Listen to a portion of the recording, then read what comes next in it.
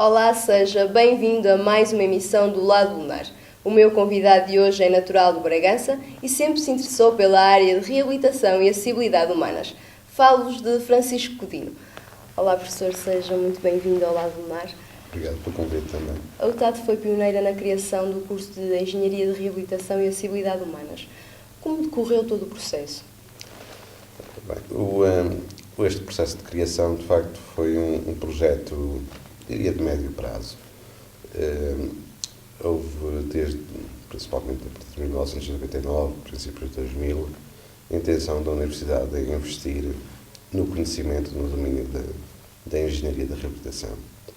E o primeiro passo foi o desenvolvimento de projetos, principalmente de serviços à comunidade, a criação de um centro de engenharia da reabilitação, o desenvolvimento de projetos de investigação neste domínio e a componente da formação seria, no fundo, o culminar, não sendo, obviamente, a última etapa, mas aquela que faltava neste domínio.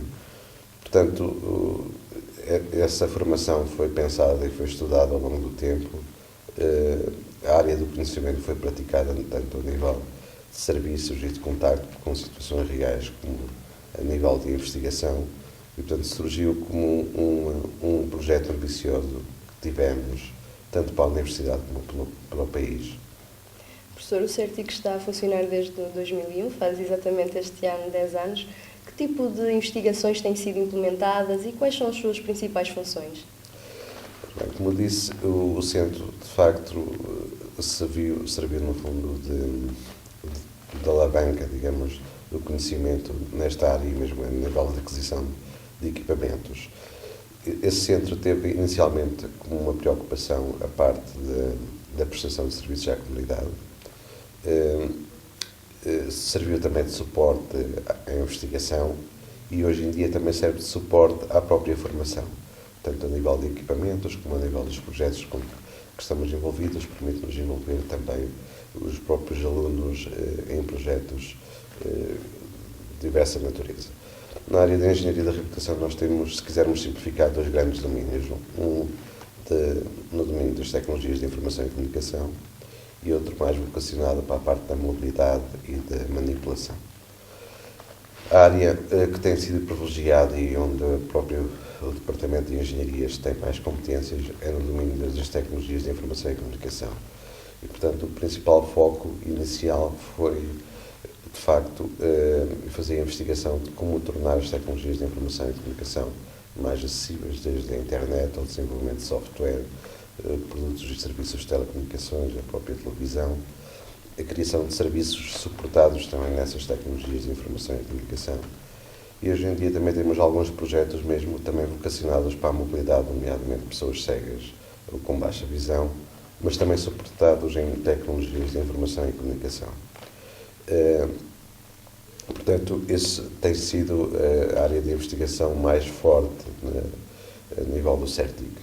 Se bem que também posso acrescentar que o próprio projeto de formação do curso, a nível de licenciatura e de mestrado, também obedeceu a trabalho de investigação. Portanto, não foi uma coisa feita ao correr da pena, havia pouquíssimos exemplos à escala mundial e, portanto, foi preciso estudar bem as experiências e as iniciativas que existiram noutros países para tentarmos montar um curso que fizesse sentido e que realmente desse a formação indispensável para um profissional nesta área. Ainda agora falou dos projetos do CERTIC. Até agora, qual foi o projeto que mais prazer lhe deu fazer? Não sei, essa é uma pergunta um pouco difícil porque todas elas dão um certo gozo implementar.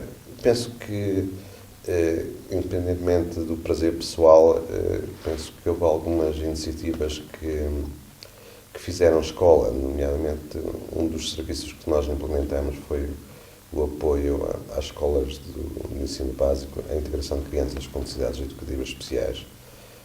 Eram serviços praticamente inexistentes no país e há cerca de uns 3 anos o próprio Ministério decidiu avançar com centros de recursos para prestar esse tipo de serviço. Foram implementados cerca de 24 centros em todo o país. Portanto, serviu de exemplo, embora atualmente o próprio Ministério não esteja a aproveitar os recursos que nós temos aqui na Universidade, mas foi uma iniciativa que serviu de exemplo para o resto do país.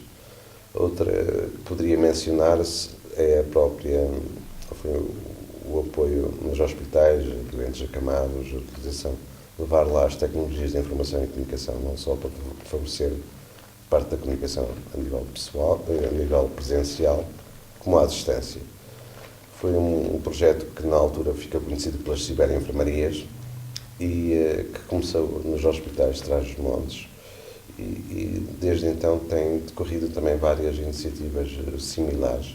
Na altura conseguimos também espalhar a iniciativa por 30 e poucos hospitais, embora com pouco equipamento informático, mas seguiram-se depois outras iniciativas que seguiram esse raciocínio, nomeadamente em serviços de pediatria, portanto, várias instituições têm estado envolvidas a doar equipamentos e a facultar o acesso à internet a doentes internados. Também foi outra iniciativa que fez a escola. Outro dos projetos que também foi muito importante e no qual a Universidade e o próprio CERTIC deu exemplo, teve a ver com a promoção da acessibilidade à internet. Isso inicialmente era um domínio ainda muito restrito. Portugal acabou por ser pioneiro também na introdução de legislação a esse nível, que seguiram pioneiro a nível europeu, que seguiram vários países.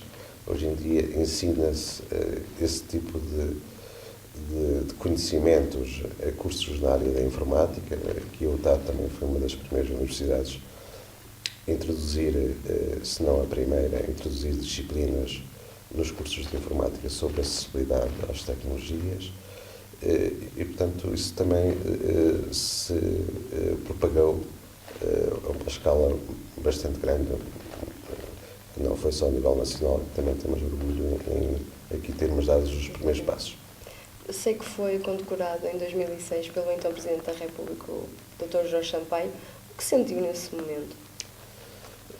A condecoração, tal como alguns prémios que antecederam esse, foram sempre surpresa. Obviamente, há uma certa satisfação de ver o trabalho reconhecido. Sabe que isso dos prémios, às vezes, quando começam a aparecer, às vezes uns surgem porque surgiram os anteriores. Foi uma satisfação muito pessoal, mas também nada, digamos, que seja um ponto muito alto da minha realização profissional. A minha realização profissional, a satisfação é muito maior ver os alunos que, por exemplo, estão a frequentar o curso todos os dias, têm uma satisfação mais importante do que esses prémios. Professor, pelo que disse, já percebi que é um homem de causas. Qual é a causa que mais o sensibiliza na área da reabilitação e da acessibilidade humanas? Também há vários domínios, mas um dos domínios que considero extremamente relevante é a área da comunicação. De facto, muitas vezes as pessoas podem fazer perguntas se eu tivesse que perder praticamente as faculdades todas e reservar alguma, qual é que seria mais importante? Muitas vezes pensa-se que a comunicação seria a componente mais importante porque é aquela que nos torna, no fundo, humanos e que nos permite sociabilizar com outras pessoas e às vezes conseguir o apoio que precisamos para outros domínios. Portanto, o apoio a pessoas que, por diversas razões e vicissitudes da vida, se sentem privados de comunicar, é uma das áreas que particularmente me sensibiliza, para além de outras muitas outras. E, professor, como é que se sente ao saber que certos alunos da UTAD, por terem, por exemplo, limitações físicas, não conseguem aceder a certos locais da nossa academia? Isso é uma frustração, não é? Porque a Universidade tem aqui, no domínio das acessibilidades, algumas experiências, algumas iniciativas de que se pode orgulhar. E e em paralelo tem outras que não se compreende como ainda não são consideradas prioritárias. Por exemplo, se entra um aluno que se desloca em cadeira de rodas para um curso de gestão e tem que frequentar o DRM, não sei como é que ele iria conseguir frequentar. Portanto, há aqui, é claro que podemos sempre compreender as restrições orçamentais que existem nas universidades, mas revela também da nossa parte, a nível da instituição, que ainda não levamos isto, ainda não é uma grande prioridade, porque senão esses aspectos teriam sido corrigidos. Esses e outros, a nível das acessibilidades, tanto podemos estar a falar das acessibilidades físicas, como um serviço de intérprete a um aluno surdo que precisa de apoio a nível de língua gestual, ou alguém que precisa de assistência para algumas atividades da vida diária, como a alimentação, ou às vezes ir à casa de banho. E, portanto, as universidades e as instituições de ensino superior, incluindo o UTAD, ainda não estão suficientemente equipadas para responderem a essas necessidades que eu considero que são básicas. E, professor, foi por causa dessa frustração que surgiu o movimento de acessibilidade à rasca? Eu penso que, assim, isso também mexe um pouco com os alunos. Isso foi uma iniciativa dos alunos. Eles respiram um pouco isto quase todos os dias, e que é natural que olhem para a sua casa e que, no fundo, querem mostrar que não já é indiferente esses 60 e tal alunos que a universidade que frequentam não seja um exemplo neste domínio. Professor, acha que Portugal ainda tem um longo caminho a percorrer no que toca à acessibilidade, a apoios para pessoas portadoras de deficiência, por exemplo? Sim, o caminho é longo, não só pelo atraso que temos, e se quiséssemos referir em relação mesmo, por exemplo, à acessibilidade das universidades. Nos Estados Unidos, foi a partir de 74 que as universidades foram obrigadas a eliminar barreiras arquitetónicas. Há cerca de 40 anos. Nós ainda estamos no início, portanto já temos um grande atraso.